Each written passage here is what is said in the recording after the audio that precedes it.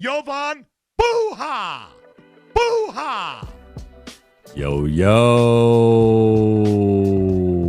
I'm Jovan Buha, Lakers beat writer for The Athletic, and welcome to another episode of Buha's Block. On today's show, I'm thrilled to be joined by Claire de Lune, NBA writer for The Guardian, two-time guest now on the show. It's been far too long since you've been on. Claire, how are you doing today?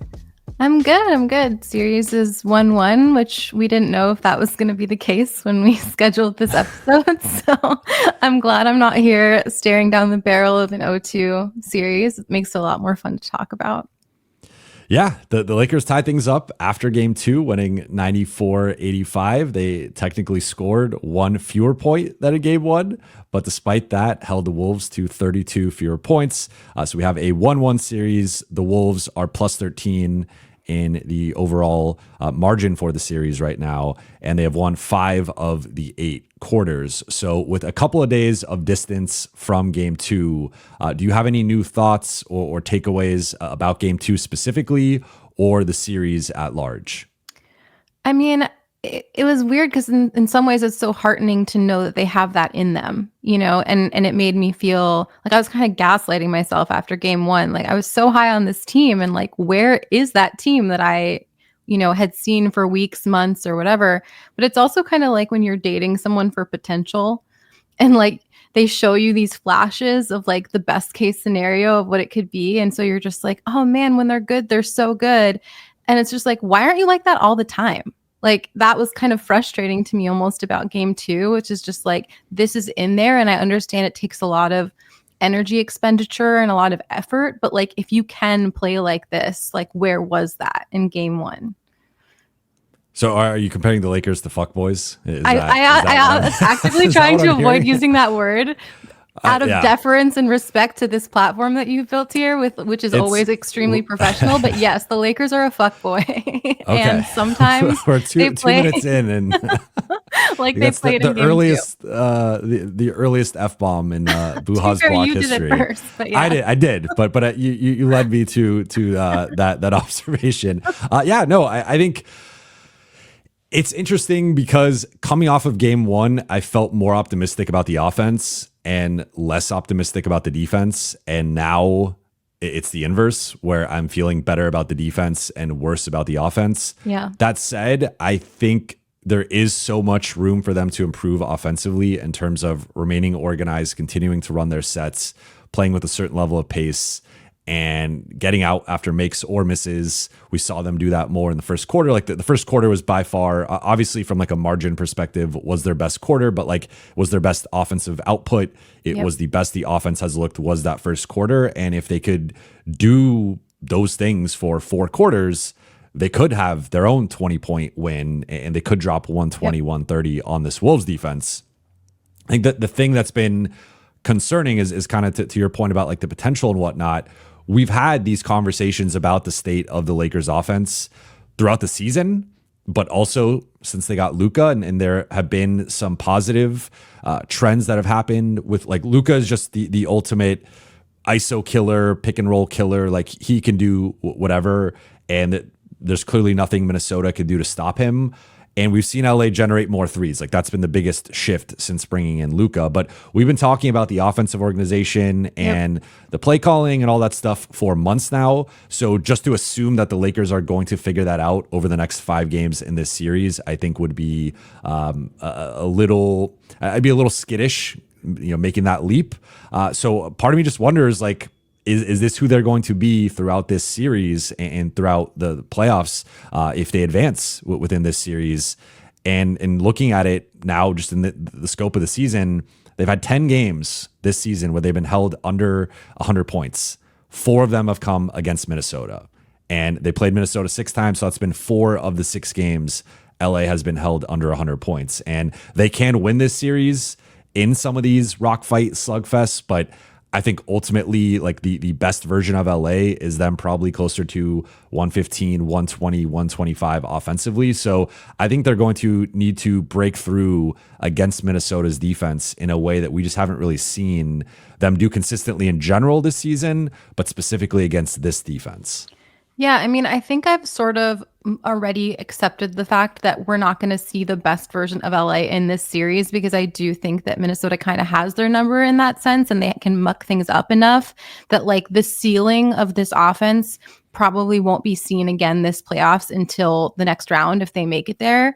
But I do think something that, was heartening for me for game 2 that I was something, a belief I held before the series going into it is like Minnesota's late game offense is some of the worst execution, like clutch time offense in the league and has been all year long.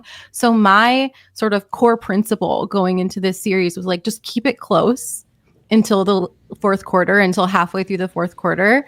And then like Minnesota is, prone to beating themselves in those situations, to having a lot of mistakes, a lot of lapses, and like a lot of lack of discipline. And you kind of saw that at the end of game 2. And I thought that was like kind of an underrated thing. I found personally, I would find heartening if I was the Lakers, is like they kind of did let go of the rope. They let Minnesota back in the game. They got within single digits. And it wasn't really that the Lakers like put the clamps on. I mean, there were a few really great defensive plays. Like LeBron obviously had that steal, which I thought basically sealed the game. But it was also just that Minnesota was missing open shots when they could have got it closer. And I think that's kind of fundamental to who they've been all year, is that when they get those late game opportunities, they're just not really able to convert them because they tend to beat themselves when it's a close game in crunch time, which is why I found it kind of controversial that Ant Edwards ended up being a finalist for Clutch Player of the Year, because I was like, are we watching the same Minnesota team? But yeah, so I think if they can, get it out the mud, if they can play really hard-nosed defense like they did in game 2, and if they can keep all these games really close at the very least and not get blown out, because that sort of gives Minnesota a pass for their real Achilles, which is this late game offensive execution. If you let them blow you out so it's never a close game, Minnesota never has to kind of step up in those moments. So that would be my approach, I guess, if I was the coaching staff. Yeah, I think if they defend the way they did in game 2 for the rest of the series, they give themselves a real shot to win this in 6 or 7 or however long it potentially goes. I think the one thing is, like, I thought they defended at an incredibly high level in game 2, and it was like that was one of the Lakers' better defensive performances of the season. They held Minnesota to a season low 85 points. I know part of that, Minnesota missed some good looks and certainly had an off shooting night, but like that was really high level defense. Yep. I think it also sapped the Lakers' legs in the second half offensively, and that's why they scored 36 points in that second half. In part, like, they were just going through their actions a bit slower. When they were generating good looks, guys were missing short, and you could just tell like guys kind of lost their legs. So part of me is like, they can win that way because they obviously just did, but the margin for error is a bit smaller in that case. And it's just, it is a war of attrition that I wonder, like just looking at the potential path right now, we've talked about the Lakers as a team that we would probably pick to go to the conference finals.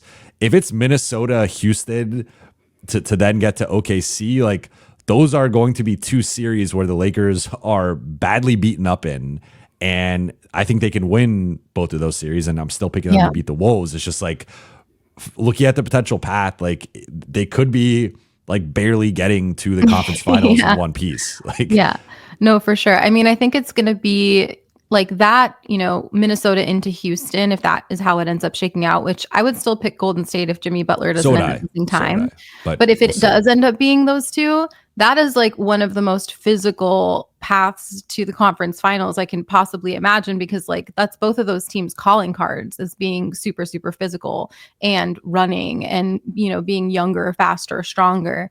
Obviously the Lakers have I think the highest combined IQ, at least of their starting lineup in the West, unless Jokic's IQ is so substantial that you let him offset everyone else. But like, so I think they'll have that to rely on. But like physicality wise, they're just going to be exhausted if they make the conference finals. And OKC, mind you, is basically probably like sleepwalking through a 4-game series with Memphis, and then has a bunch of time off, and then they're going to get to face whoever survives the absolute battle that is Clippers versus Nuggets, and those guys are going to be exhausted. So OKC is probably going to be like fresh, rested, ready to go, even by the conference finals. So that is a scary thought, but yeah, I mean, I'm sort of like, can they focus on? People are asking me about questions like that, about like conference finals, second round. I'm like, can the Lakers just make sure that they survive Minnesota first? Because that doesn't feel like a guarantee at all. I mean, I would still favor them in this series, but like,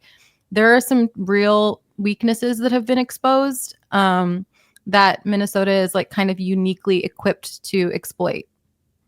Yeah, and I know we've been a little fixated on some of the pessimism or the flaws to start this series, but I think the biggest cause for optimism right now for the Lakers in advancing, potentially past Minnesota is playoff Luka.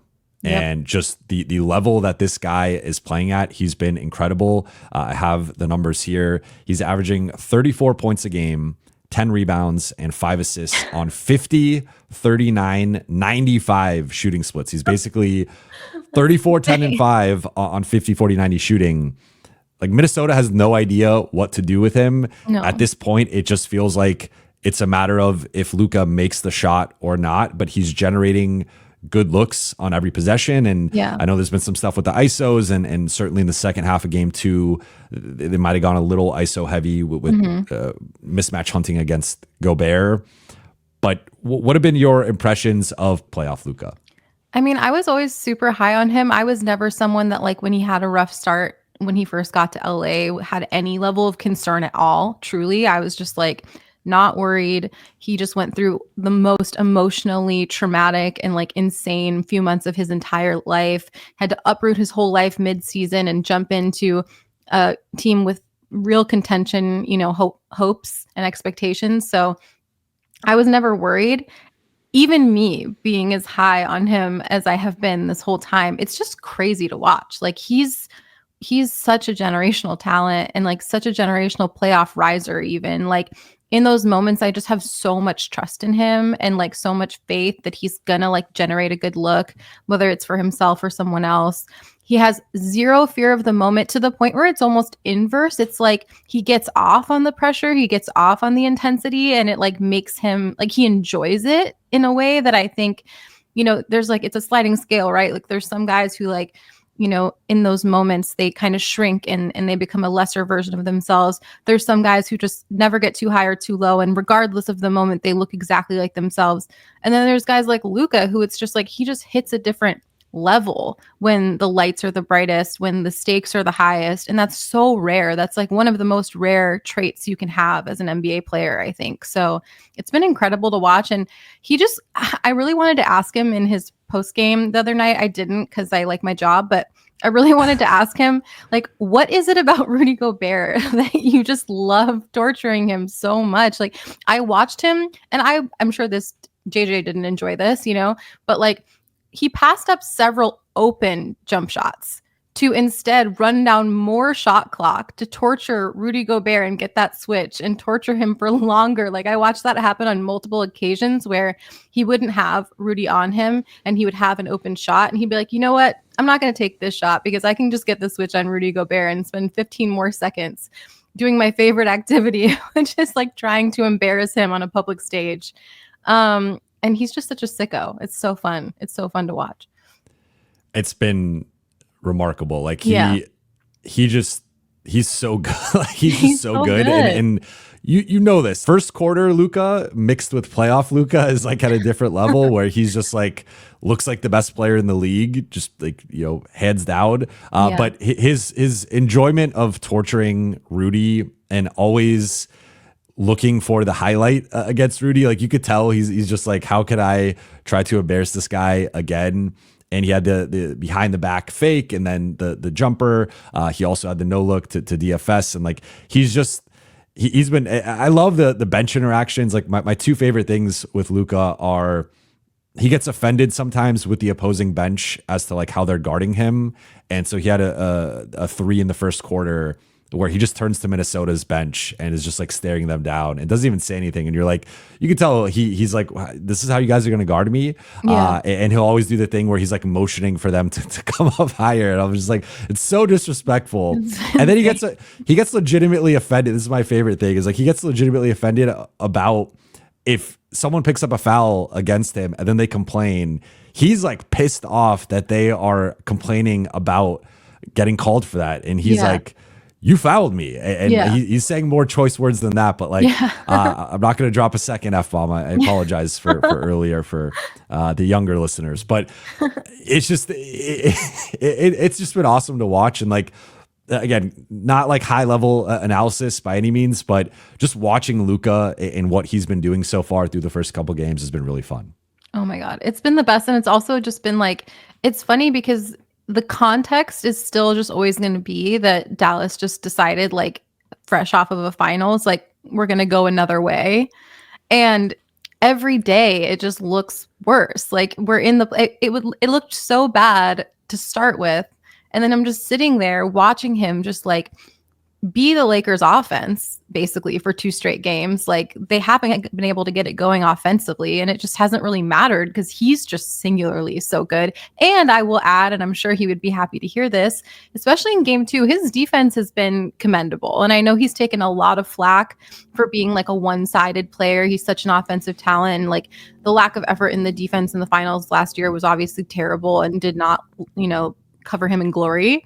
But his defense was awesome in game 2. And he, obviously, like, as a one-on-one defender, he's not ever going to be the best, but like, he was a big part of why that team defense was so successful in game 2. And I think he deserves credit for that as well. His switching, I thought, was impressive, especially early on, where I think the Lakers just in general switched more aggressively. And sometimes where you pick up the switch makes a difference in terms of if a guy can get downhill or if they can go into another action. Like, the Lakers were pushing them away from their spots and making them, start the offense 35 feet out instead of 28 feet out, and making them catch deeper, closer to the sideline rather than comfortably on the wing. So I thought Luka was a big part of that. I thought he held up on switches. He was aggressive. I want to talk about LeBron for a second, because I thought he set an incredible tone to start game 2. Like, upon rewatching the game, like, that was the biggest thing that, and I sensed it in the moment, but like, just rewatching it again, it was like, LeBron is all over the court defensively. He is pressuring guys. He was someone who was switching out, making guys, retreat, or pressuring Julius Randle and getting into him. And I think just his activity and the energy that he played with really set a tone for LA on both sides of the ball. There were several times he got out in transition and he had that deep seal early against Mike Conley, and like just playing with a certain pace that LA has, I think, sorely needed throughout the first couple games here. At the same time, I've rewatched both games now multiple times, and one thing that has stood out a bit is, I think, from a lateral perspective, he has not quite looked like himself. And I even think with his defense and some of the pressuring that he's been doing, it's almost felt like he has tried to compensate for that lack of lateral mobility with like getting into guys and trying to almost control them with his body and leveraging his strength more to corral them rather than moving side to side and kind of containing them that way.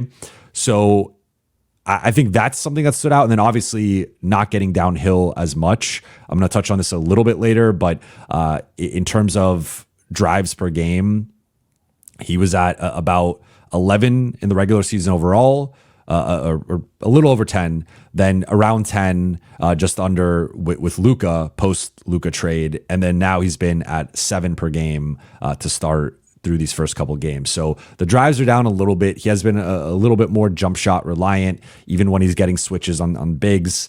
He's not trying to take them off the dribble. It's more so, how can I create in the mid-range? And he made several mid-range jumpers in game 2. So I get it. But when it comes to LeBron, like, what have you observed from him and just rewatching him? And if he is somewhat physically limited and not quite back to that peak pre-injury version of him in as recently as early March.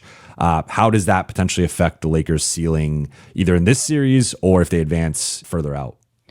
I mean, yeah, I think it's pretty clear if you've been watching this team all season that he's not himself physically right now. Like, that was probably to be expected, even if he had just come back from the groin injury and had all that time to recover, because that's an injury that I was talking to one of my colleagues I was sitting next to at the game about this. It's not just that it limits you physically, it's that mentally it's always in the back of your mind, like, I don't want to re-aggravate this injury. So it changes the way you approach the game, the way you're attacking drives. And I think that might be some of what we're seeing too. But we were both at that game, that Houston game at home, game 81, I believe it was, where he tweaked something. I don't know if it was like his groin or I think it was his hip flexor, but in the lower extremity area. Connected. Yeah, exactly. And I won't say the expletive because we already used up our one, but like from where we were sitting, the second he turned weird and tweaked something, he was just like F, like super loud. And you could tell he was like really frustrated. He went to the bench and like put a towel over himself and immediately had like ice or heat or whatever on it. And, that was just a couple weeks ago. So I think you're seeing he's not at 100%. To be fair, nobody's at 100% by this point of the season. Like, everybody's banged up. So it's not to say that everyone else is like super healthy. I mean, we watched Ant, turn his ankle or whatever, or pull a calf muscle or whatever it was in game 1 as well. But I think you're seeing it for sure. The lateral stuff you were mentioning, the breakaway dunks or whatever aren't happening as much, partially because of Minnesota's defense. The lobs with Austin have been oh my god, well, that's what I was going to say, is hilariously painful. The perfect example of that is like there was like one of the most famous plays this season was that like highlight lob dunk that he got from Austin in transition, and it was like, how did he catch that? And Austin you could tell Austin and Luka both have the same theatrical instincts of like, when you can tell the other team's confidence is waning. It's not just like for Instagram, whatever videos. It's like, it's a version of attacking the other team's confidence where it's like they're already kind of embarrassed. They're already kind of doubting themselves. They really chase that one highlight play that's just going to completely crater their confidence. And I think Luka does that, and Austin actually does that as well. They have that in common. And you could tell that that's kind of what Austin was after with that attempted lob to LeBron, is he just wanted to like drive a stake through the confidence of the Timberwolves and just completely embarrass them. But LeBron doesn't have the burst to do that right now. So it's not even that he's 40, because I think, January, LeBron could have completed that probably. It was a crazy lob pass, but LeBron's a crazy athlete, but it's just the version he is right now can't. And that is obviously a concern, not just for this series, but moving forward, because you don't really get time to kind of recuperate in the playoffs. Like, it's just going to be, to your point, if they have to see Houston in the next round, even if they have to see Golden State, it's just going to be intense from here on out.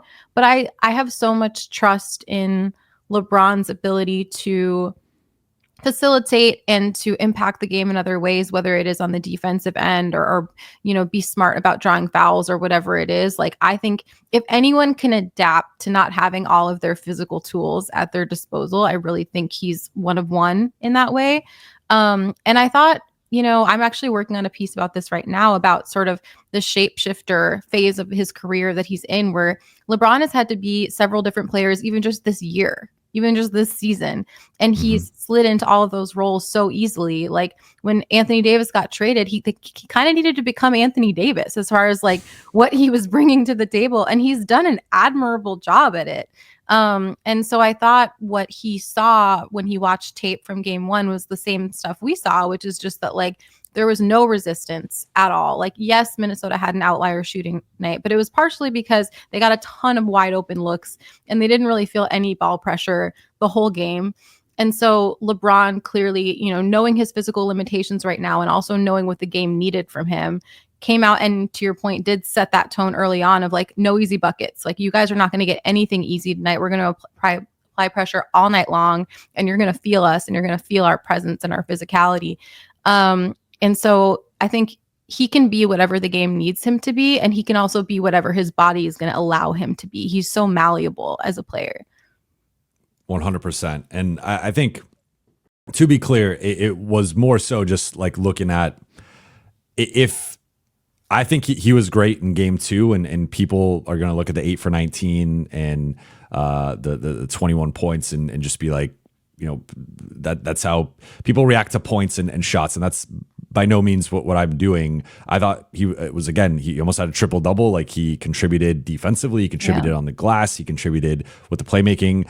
I think my bigger picture question, I guess, with this, like, obviously, is how he's going to hold up for the rest of the series and then like beyond, especially if they're playing smaller, so less Jackson, less Vando.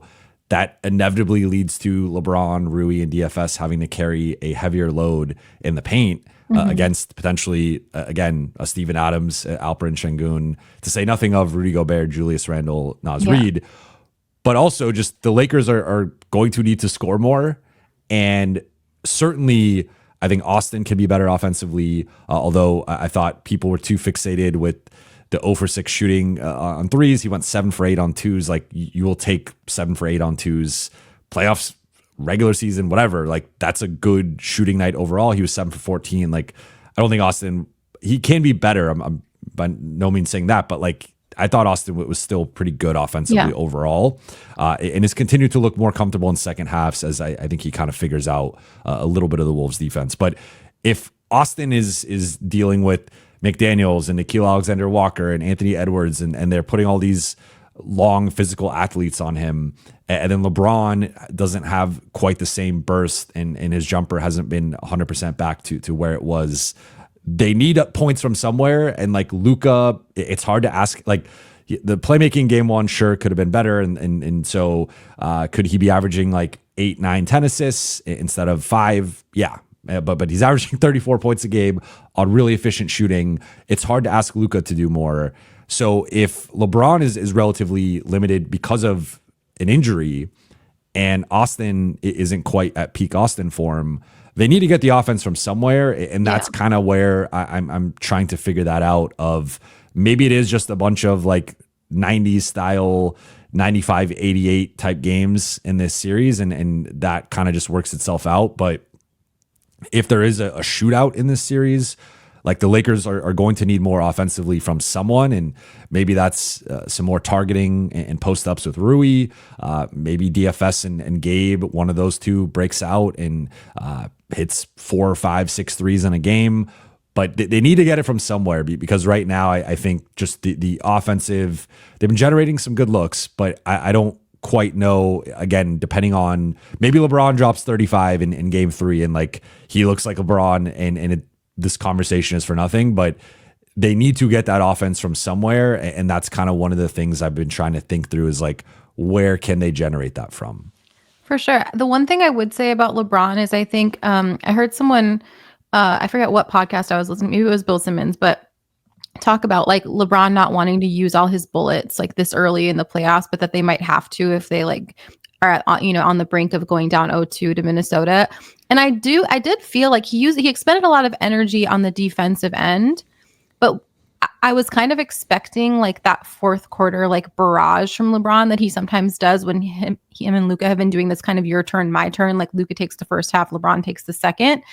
And I couldn't really tell if it was that he couldn't do that or if it's that he was like, we've got this game. Like, we have this under control. We don't need that from me right now. We just need to make sure Minnesota doesn't get any confidence back and they don't get back in it. And so we need that more on the defensive end. I wouldn't be surprised if we see, like, for example, if Minnesota wins game 3 in Minneapolis, like if we see a game 4, like offensive, classic LeBron takeover game, I feel like he's just very aware of where they're trying to go and how early it is. And he, is that same path that we're talking about of how physical it might be for how long. So I feel like he is sort of, I don't want to say picking his spots, because I do think he's exerting a ton of energy, but I think he's trying to be judicious and wise with like when he goes full tilt, keeping in mind that he's not 100% and that they're going to need him like for the long haul. The one thing, and this is where I have my old school box score here. They do give us those. I just never look at them. Looking at, so fourth quarter, Lakers only score 13 points. They go 5 for 19 overall, 0 for 5 on threes, 3 for 3 at the free throw line. LeBron plays all 12 minutes and goes just 2 for 8.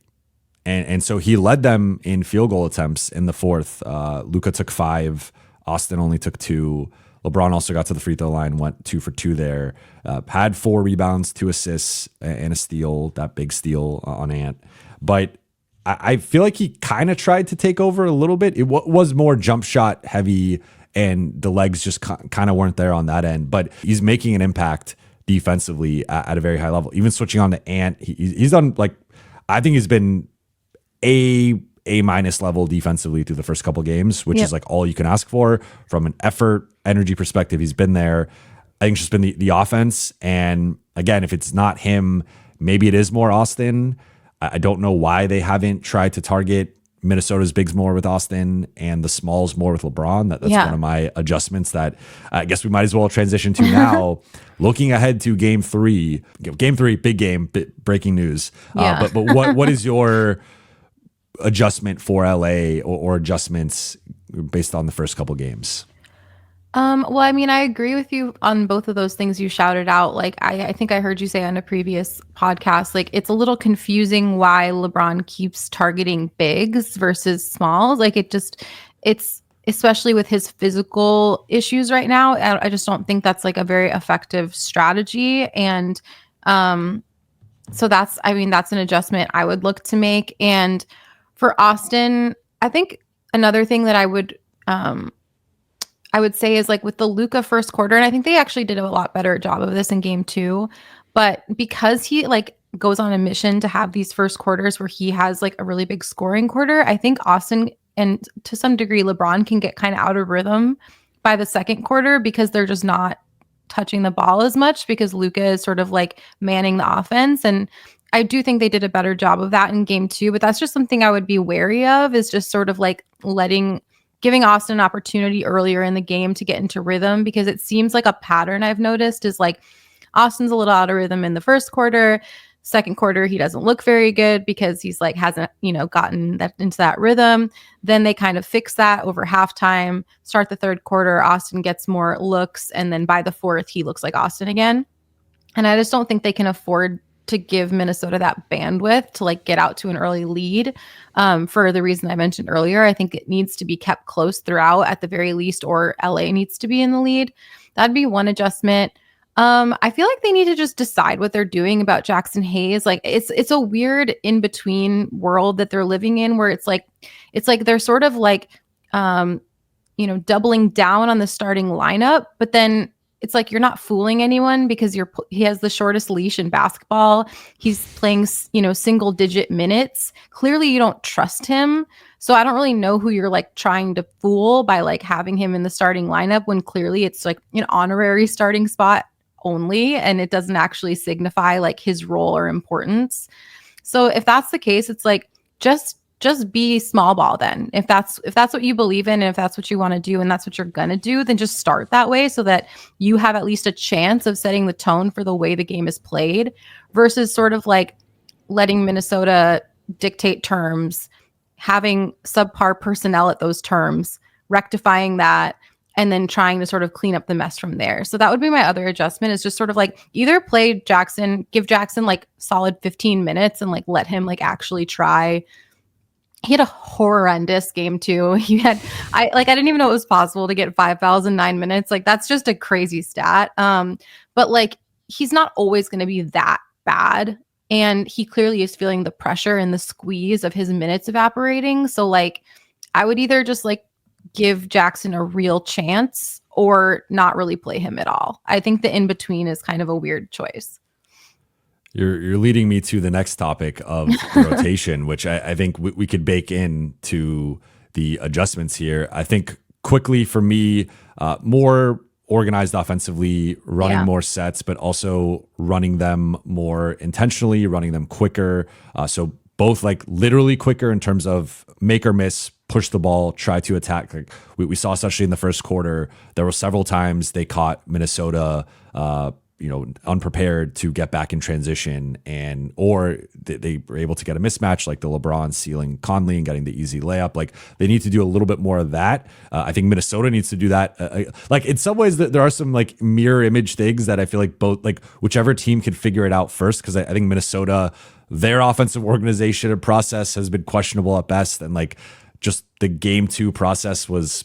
Like Lakers had the same defense, just better, and Minnesota like was unprepared for that for some reason. Like I don't know what's going on with them and their logic with some things, but that's not my thing to figure out. Yeah. I would say, as I mentioned earlier, with Austin, target more of the bigs. Like we saw the layup he had on Gobert with about 4 minutes left to stretch the lead back to 13. That was a big bucket. I think he can attack because Austin is good when Austin can get downhill, and that's JJ mentioned today. We had a conference call with him, and he mentioned thrust and pace offensively as 2 things that the Lakers need, and Austin is the guy who plays with the most thrust and the most pace on this team. Like Luka's more of a slower practitioner who can just extract the most value out of any possession, but like Austin is the guy that goes downhill, plays with verve, and causes some chaos within the offense. So they need that more from Austin. And with LeBron, I think it needs to be the opposite of finding ways to get maybe cross screens or something to get him in the post against a Dante DiVincenzo, Nickeil Alexander-Walker, and Mike Conley. Now, Minnesota's going to do everything they can to prevent that. So they'll do some pre-switching or scram switching, or maybe they'll double. But if they double, or even if they're switching, sometimes you can catch them in a moment of, just not being fully switched over, or if they're doubling, then you're creating an advantage. So I think LA, there's just so much left on the table that they haven't really tapped into offensively. But now we get into the rotation, because I'm with you. Like I don't, Jackson's a placeholder, but even most placeholder starters are at like 12, 14, 15. I mean, even 12 is a little low, like around 15 minutes a game. Like I think Jackson, if you're going to continue to start him, probably has to get to at least 14, 15 minutes a game, if not closer to like 18 to 20. And if he's not going to play that much, I don't see the value in continuing to start him. And I think at that point, you just go DFS. Like right now, JJ trusts 6 guys, the non-Jackson starters plus DFS and Gabe. Those are the 6 guys he trusts. With Jackson, Vando, and Goodwin, it's very much matchup based and shift based, and like which lineups are they in terms of JJ trusting them and giving them certain leeway. So I think, and I'm even thinking about like how the rotation has been working a bit. And like, if you can get Jackson actually in some of those second unit groups that have struggled, like especially beginning of the second quarter, beginning of the fourth, I know he started the beginning of the fourth, that had a disastrous stretch, but like, I feel like he's now been a little bit with the fouls, and like he's just kind of regressing in a way that you could almost sense like he kind of feels like I can't make a mistake, otherwise I'm gonna get yanked. So I think I would assume they give him at least one more shot before thinking of a lineup change. But if the Lakers lose game 3 and he has another rough performance and isn't playing more than like 12 minutes, I think you have to strongly consider going with a lineup change. And to me, it would be just starting DFS, going with that group from the jump. And those guys are all going to play like 35 plus minutes anyway. So why not just start it and roll with it? Yeah. And I think the other thing with the Jackson situation is like a lot of his purpose out there is being a lob threat for Luka. He's gotten quite good at that towards the end of the regular season. And that's just not really an issue when you have Gobert like camped out in the paint, like waiting to defend that. Like, I just don't think a lob threat is going to be that relevant in this series because Minnesota is really good at taking that option away. So I get like wanting to have that out there for an option for Luka, but it's not really working. So it's sort of like, the Office Space meme that's like, what would you say you do here? It's like, if you're not a lob threat for Luka and your defense is regressing, there's just not, I would say he's gotten better at like I don't feel scared when he catches the ball during a set and has to pass it to someone else. Whereas like Vando, on the other hand, like there are some worries there. So he doesn't totally tank the offensive like sets when he's a part of them, I would say is like something to his credit. But as far as like what he's contributing, what he's adding, I feel like he could easily be doing that from the bench and that they wouldn't really be any worse off. Like also Luka's creating a lot of looks for himself, in this series, and sort of like to your point, like having that kind of slow, methodical, like picking apart, going one-on-one, going ISO, for better or for worse. That's just happening a lot. And I think that also makes Jackson a little bit less relevant. So I don't know. I would probably pull him versus play him more, but they definitely should do something that's not play him 8 minutes a game, because that just like tanks his confidence, but also like doesn't, eliminate the dangers that he brings to the table. It's just like a weird sort of like liminal space.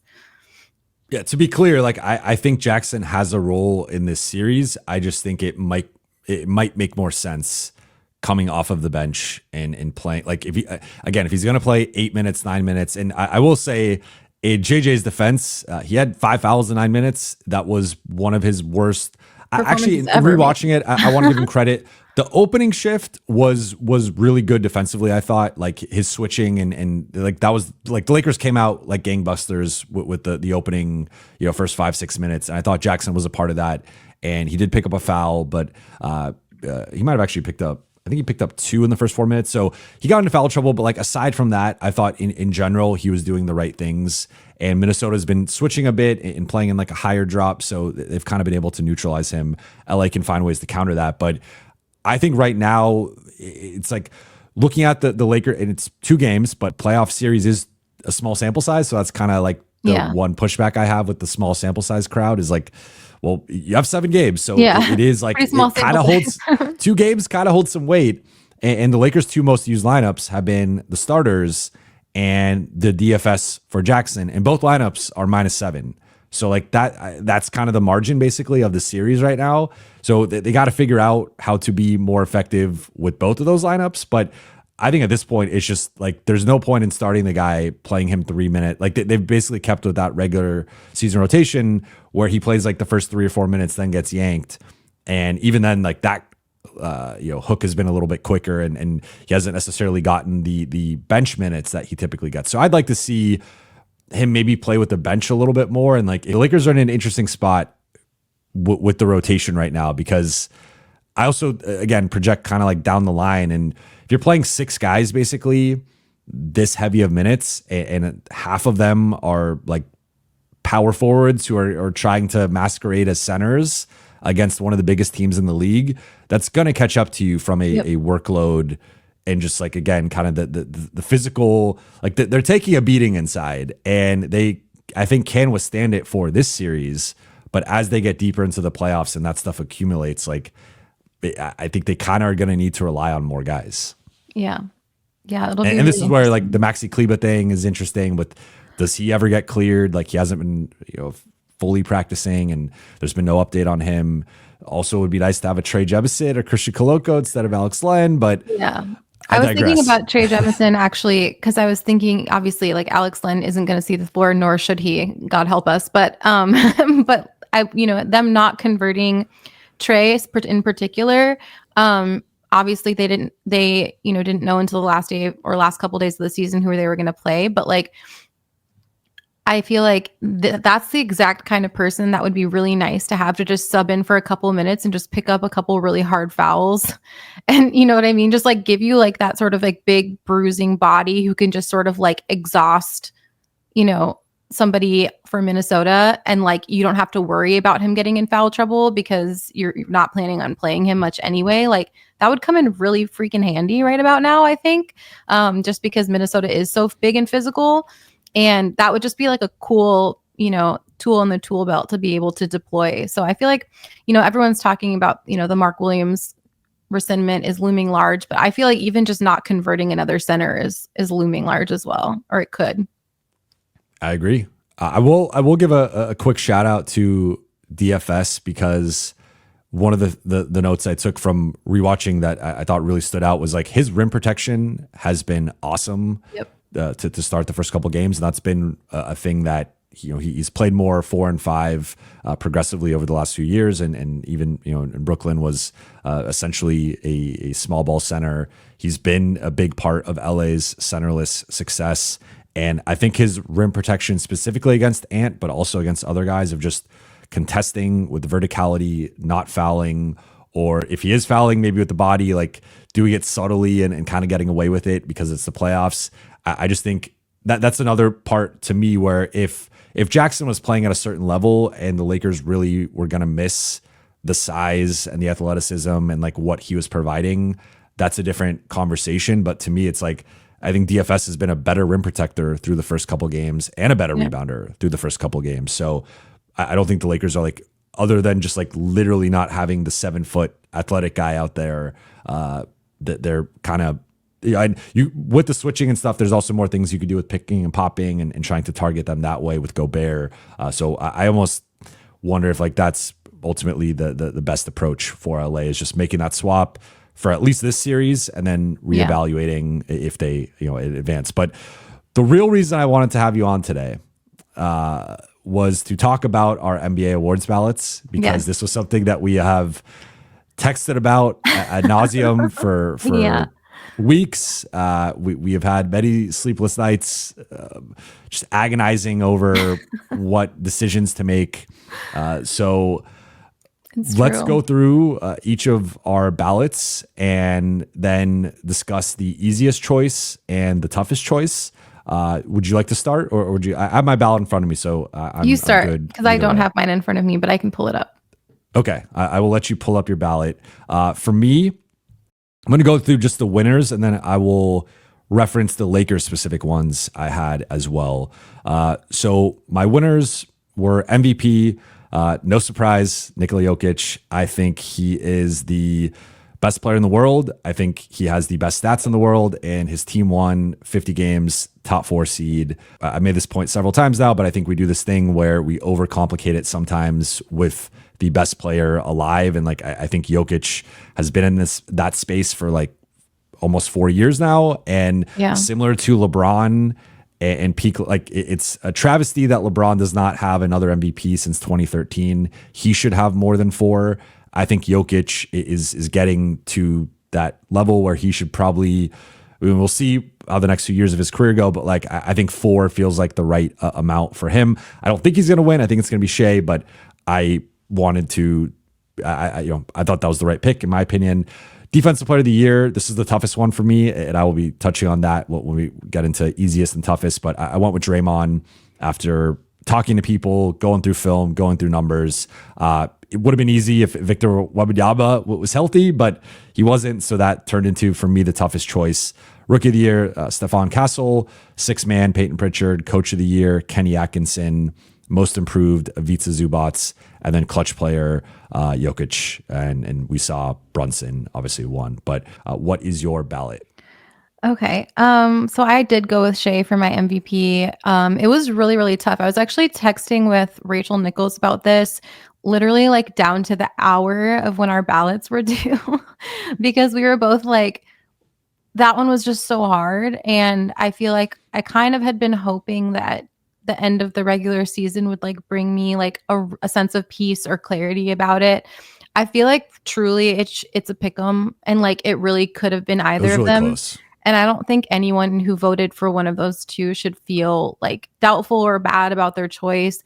I do think there's a chance that my vote for Shea won't age as well as a vote for Jokic will, just because when we look back at this time, like Jokic is so clearly the best player in the league. But for me, it came down to 2 things. One, I believe Oklahoma City won like 18 games more than like the second closest team in the West. They won 18, more than Denver. Yeah. So that's substantial, obviously. And then also like, because their offensive numbers were both just like jumping off the charts, like absolutely crazy. When you look at defense, which is a part of basketball, like that was kind of the tiebreaker for me, which is like Shea is like a net positive on defense. Like he's a good defender. He's not the best defender on his team, but he impacts their team defense in a positive way. And I think on more nights than not, like Jokic is a net negative on the defensive end. It's offset by the fact that his offense is like, he is their offense, and his on-off numbers are like some of the craziest I've ever seen. But like, so I'm not saying, I don't hold it against him. I don't think he's not the best player in the world for that. But it's like, if it's really, really, really close between you and someone else, and I'm searching desperately for tiebreakers, like one of them is a really quite adept defender, and one of them is like pretty bad on defense most nights. Like that ends up being a tiebreaker for me. It wasn't voter fatigue, and like, first of all, this is my first ballot, so I have no fatigue. I'm like bright-eyed and bushy-tailed voting for these awards, but also like I don't care if someone wins a bunch of years in a row. Like that honestly doesn't really matter to me. So it wasn't that, and I tried not to let that factor in at all. For Defensive Player of the Year, I had Mobley. That one was really tough because I don't really think any of the people who could win deserve it. Like I think Victor Wembanyama should be the Defensive Player of the Year. He's so far and away the best defender in the NBA right now. And also, as you know, because we discussed this, broke my heart to not be able to put Anthony Davis on this ballot, because I was like, I finally have a vote and I can finally give him the credit he deserves as one of the best defensive players in the world, and he's not eligible. So that was a bummer, even though he kind of had a down season defensively, I guess. Most improved, I had Dyson Daniels. I understand that we talked about this, like it's only his third year in the league, and so you should be improving at that point. But I also think going from being a throw-in in a trade to like the highlight of the trade and like a super impactful player on your new team where you're averaging career highs by leaps and bounds in both the offensive end and the defensive end is just phenomenal improvement. So he was my number one for that. Sixth man, I went with Peyton Pritchard. I think that's like going to be pretty close to unanimous, honestly. They released the they did. I think he got 83 yeah first place votes, something like that. So yeah, he was pretty close. My down ballot guys, I feel like that one was hard for me as far as ordering them, but it wasn't hard for me as far as like who the three were. For clutch, I also had Jokic. Partially as like I'm sorry I didn't vote for you for MVP, but also partially because I really do think he's the best clutch player in basketball. Like there's nobody that I have more faith in to win a game in the last like couple of minutes of a close game than Jokic. Like he'll find a way, and the stats back it up. Sorry, mine's in a different order than yours. For Rookie of the Year, I had Steph Castle. Honestly, all rookie teams was one of the hardest things for me, just because I was like, what? Like, this is such a terrible rookie class. Second team all rookie was truly just like, I was like, wow, I'm earning my salary right now. And then for Coach of the Year, I had Kenny Atkinson. That one was pretty easy for me. The hardest one for me was Coach of the Year, just because of like number one, I felt pretty confident about, but like spots 2 and 3, I thought there were 6 solid, like any of them deserved those 2 spots. And that was really hard to narrow down. And then also most improved, the order of those 3 was difficult for me as well. So those were the 2 ones that I sort of like agonized over the most, I would say. What about easiest? Clutch was easy for me just because I don't think anyone really cares about that award. So I didn't feel like the weight of it in the same way as the other ones. I was like, no matter what I choose, no one's going to give a shit. Oh, sorry. More cursing. So that one was easy. Yeah. And then I did think that the Sixth Man of the Year, like, so just spoiler, like my 3, I had Peyton Pritchard, Ty Jerome, and Malik Beasley. And I feel like that was pretty easy for me because I knew really early on that it was going to be those 3. It was just like what order I put them in. So that one was pretty easy as well. I'm pulling up the Peyton Pritchard voting as we speak. Okay. But for me, easiest. So I did this by, I guess I should have specified what I gave you this rundown, and that's on me. But I did it by like just the winner of what I thought was easiest and what I thought what was the toughest. So winner for me, easiest was Kenny Atkinson. I agree with you that like spots 2 and 3 on the ballot were really tough. I ended up going with Mark Daigneault and JJ Redick third. JJ, like I think it's the toughest, in my opinion, the toughest seat in the NBA and arguably in sports. It's in that conversation for toughest coaching position in sports. And then going through the Luka trade and some of the ups and downs of the beginning of the season, then he loses his house in a fire, and you don't want to like factor in personal stuff, but I think that was a factor in the season. And not only did they like not miss a beat and he not miss a beat, but like that actually started their best stretch of the season. What was like coming out of the LA wildfires and that tragedy, they go 20-4 coming out of that stretch. So it's like, in some ways that like changed the course, like that point of the season changed the course of their season. And that could have been where they were teetering or maybe gone south. So I think he did a tremendous job. 3 seed, 50 wins. I know it's only a 3-win improvement, but if you watch this team last season compared to this season, if you think this group is just 3 wins better, I think we're watching 2 different teams, 2 different seasons, but that's fine. To give Kenny Atkinson his flowers quickly, like they won a franchise record 64 games. And remember, this was a franchise that employed LeBron James for a decade.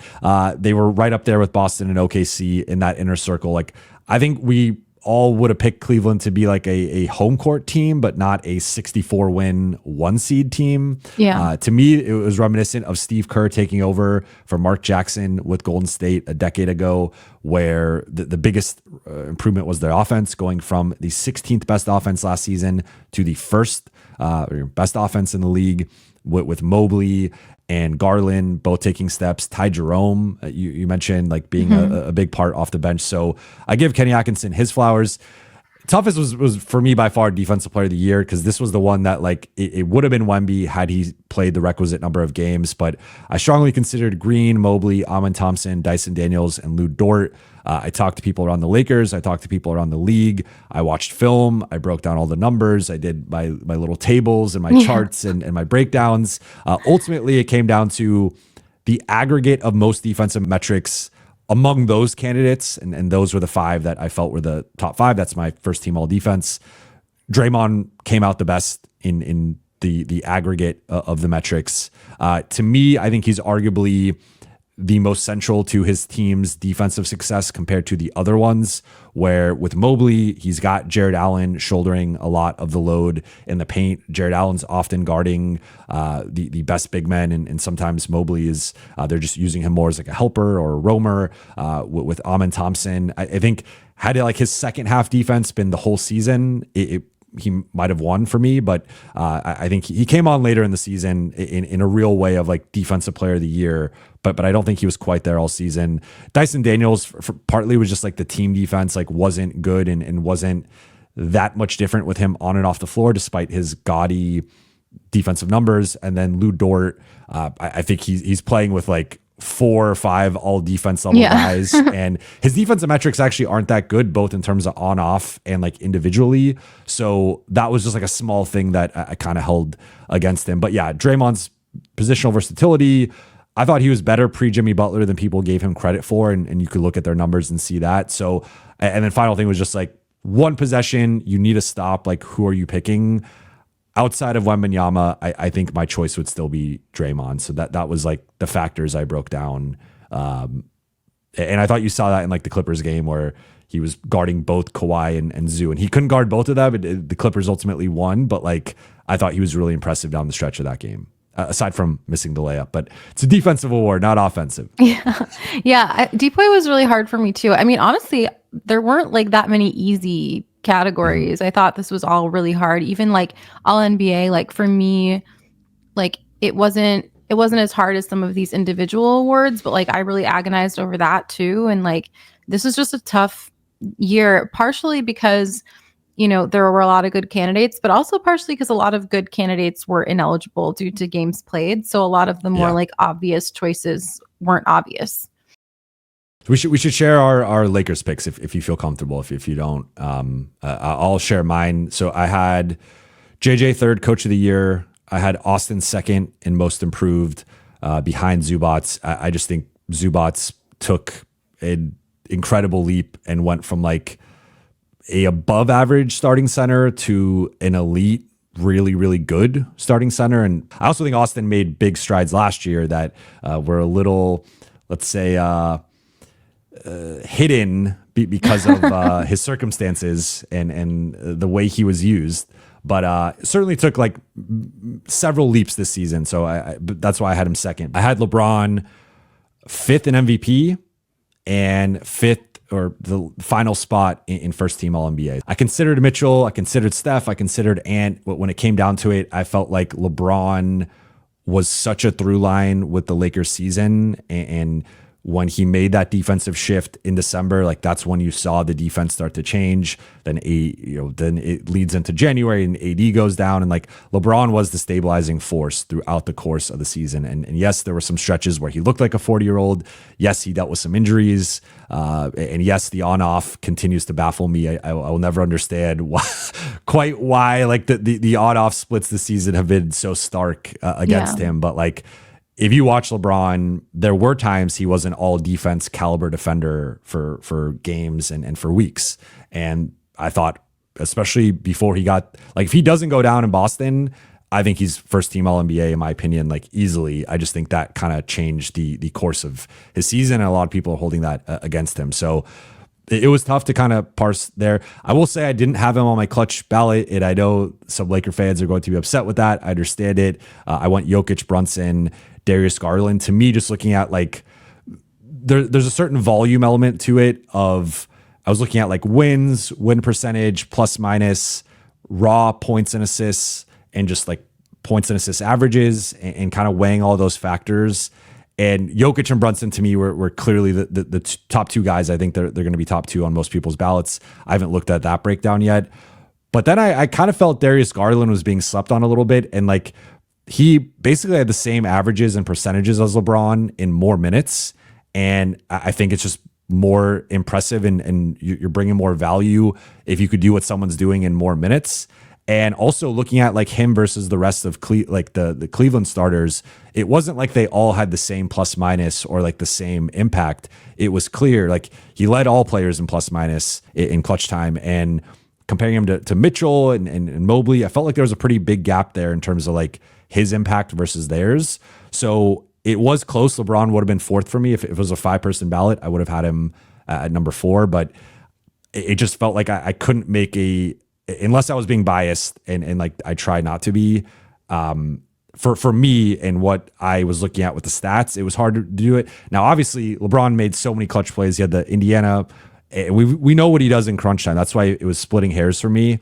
Well, so I had all the same ones as you, in the same spots actually, that you mentioned prior. And then as far as clutch, I had LeBron second actually. I had Jokic, and then Bron, and then Jalen Brunson.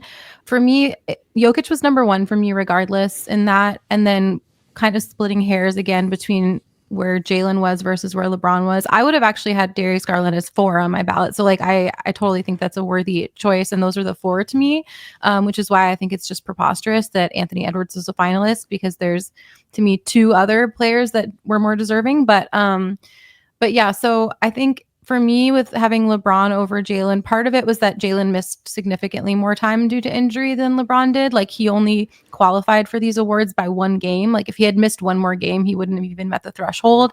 And I know that these thresholds are arbitrary, but it's like, if you're 1 game away from, he probably should have rested longer, basically, at the end of the season, to recover from that injury. And he didn't to qualify, I think, for these awards, which is understandable. But like, so I factored that in. And then when I was actually just looking at the raw numbers of clutch stats, like, I found LeBron's more impressive than Jalen's just by a hair. So that was I was just looking at just like raw data. And then, so that was already sort of steering me. And then just as far as like the eye test, like, I don't think LeBron's always been like clutch. You know, I mean, I think he's clutch, like, in the grand scheme of like, he's always going to make the right decision and make the right play in the clutch, and he doesn't get rattled in the clutch like some players do. So I think he's always been clutch in that sense. But as far as his own raw numbers, his own production in like game winners and buzzer beaters and things like that, like, that's always been something people have sort of held against him. And this year, in his 22nd season at age 40, I feel like he was the most sort of, you know, dependable as far as generating his own offense and like making those shots that he's maybe ever been in a really long time. So that was just worth the nod for me, for the second spot. But to me, it was like, I was pretty confident in Jokic being number 1. And then between Jalen and LeBron, it was kind of a coin flip who was 2 and who was 3 for me.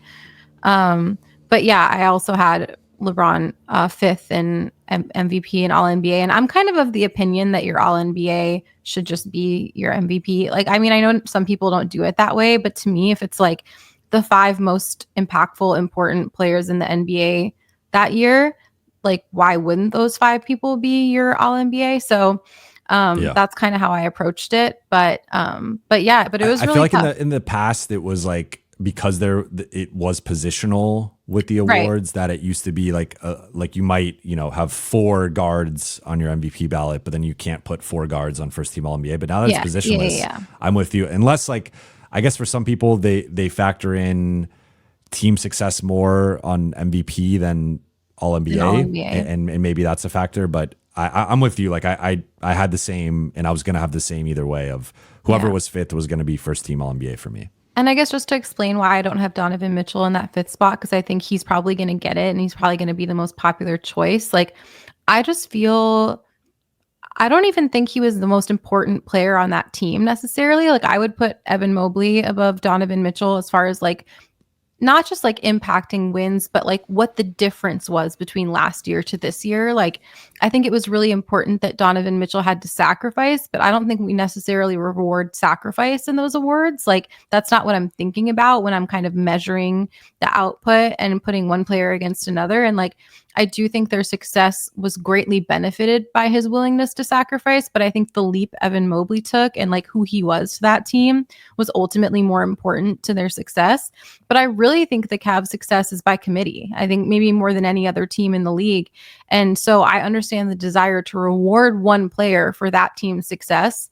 But I think if we're being honest with ourselves, there isn't one player you can point to on the Cavs, and that's part of what makes them special, and that's part of why I think they're a shoo-in to make the conference finals. But if I think those first 4 hopefully will be the same on everybody's ballot, because they are very obvious and they should be. Like, it should be, to me, Shea, Jokic, whatever order for the top 2, and then Giannis, and then Tatum. Maybe you could split hairs about what order you have Giannis and Tatum, but it should be those 4.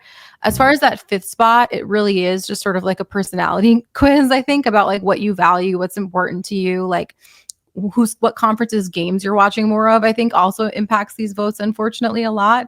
I think there's a lot of East Coast voters that just quite frankly aren't awake and watching a lot of these LeBron performances in, 10 p.m. Laker games.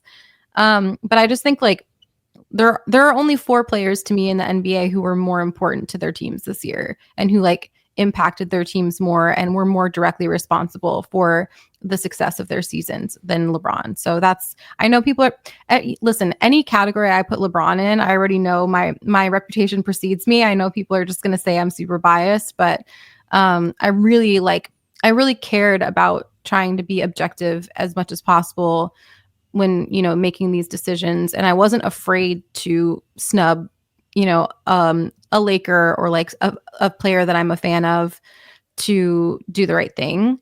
I just really feel like this was such a special LeBron season. Like, it really was. And in a career full of very special seasons, like, he had to become multiple different players on a whim for them to be able to do what they did. And he did it without blinking. So couldn't agree more. And quickly looking at the voting results for clutch player, it went Brunson, Jokic, Ant, then Trey, Steph, Garland, LeBron. So our top 4, whatever. Yeah, LeBron and Garland were 6 and 7. So I feel like part of it, just for that award, I will say, is like, because it's a weird award that people don't really understand. I think I want to believe better in my colleagues than that they're doing this. But I do feel like for some of these awards, they release like the Vegas odds and people just like choose from that pool. Like, they don't have, they're not creative enough to like think outside that box, I think sometimes. And so I do feel like that's kind of why certain guys end up higher. Because it's like, once you get down to the 2 and 3 spot on your ballot, you're just like, wait, who's even like probably going to win this? For me, I tried not to even like take that into consideration for mine, as far as like, I think because, and there's good and bad things about having public ballots. Like, the good thing is obviously it holds people accountable, and they can't just be like, I'm only going to vote for every Nick for every spot because I work in a New York market.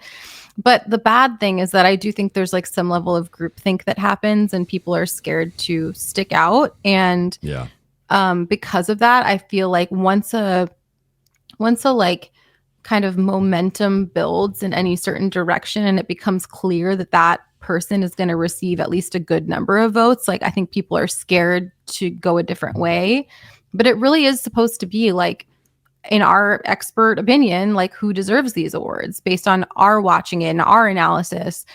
And so I think that is kind of negatively impacted by the public vote sometimes.